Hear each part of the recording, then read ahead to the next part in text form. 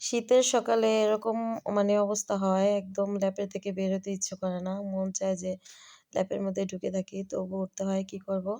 সবাই ঘুমিয়ে থাকলেও আমি পারি না। কারণ আমার সবকিছু করে জোগাড় করে রাখতে হয়, সবার খাবার। সবাই তো উঠে বলবে, "কি খাবো, কি খাবো?" আমার তো শুয়ে থাকলে চলবে না। যাই হোক, আসসালামু আলাইকুম এভরিওয়ান। কেমন আছেন সবাই?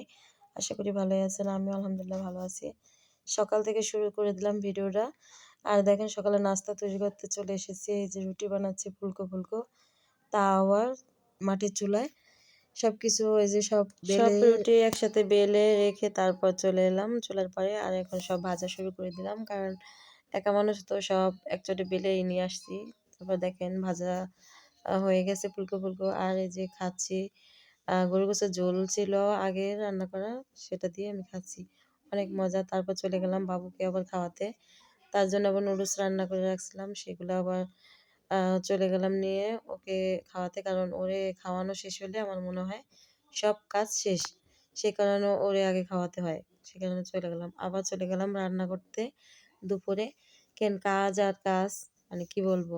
চুলায় রান্না বসিয়ে দিয়েছি। আর আমার ছেলেটা এত বিরক্ত করতেছে, মনে হইতেছে ওই রান্না করব।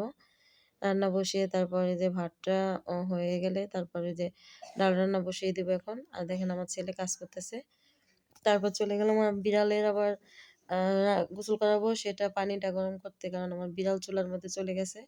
এখন একদম কালিতে জড়ায় গেছে। সে কারণে বিলে গোসল করাবো। আর সেটা পানি গরম করতেছি। আর এই যে আমার ছেলে দেখেন কি করতেছে। আমি ডাইল বসাইয়া নামছি আর ও যাইয়া ফ্রিতে বইসা আছে। বইসা, বইসা বলতেছে যে আমি এখন রান্না করব। ও রান্না করতে চলে গেছে। আর আমার এই যে রান্না-বান্না প্রায় হয়ে যাইতেছে।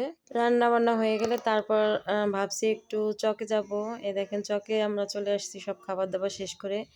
কারণ বিকেলের আ চকে গেলে যে কত ভালো লাগে। শাক তুলতে যাওয়া যায়। তারপর ধনিয়া পাতা হইছে দেখেন কত সুন্দর ফুল। তারপর কালো জিরা, সরিষা, মানে কি বলবো, গ্রামের পরিবেশটা অনেক ভালো লাগে। আর আমি তো গ্রামে এখন চলে আসছি, মানে আমার কাছে অনেক ভালো লাগে। আর দেখেন আমাদের আরেকটা বাড়ি। সে বাড়িতে যে আসছি দেখেন কাঁঠালের কত সুন্দর মুচি হইছে মাশাআল্লাহ। আর শুধু কাঁঠালের মুচি হয়নি, আবার সবেদা ফল, আতা ফল সবকিছু হইছে। এখানে অনেক সুন্দর। আর গ্রামের ঘাস হইছে। অনেক ভালো থাকবেন, সুস্থ থাকবেন। আল্লাহ হাফেজ।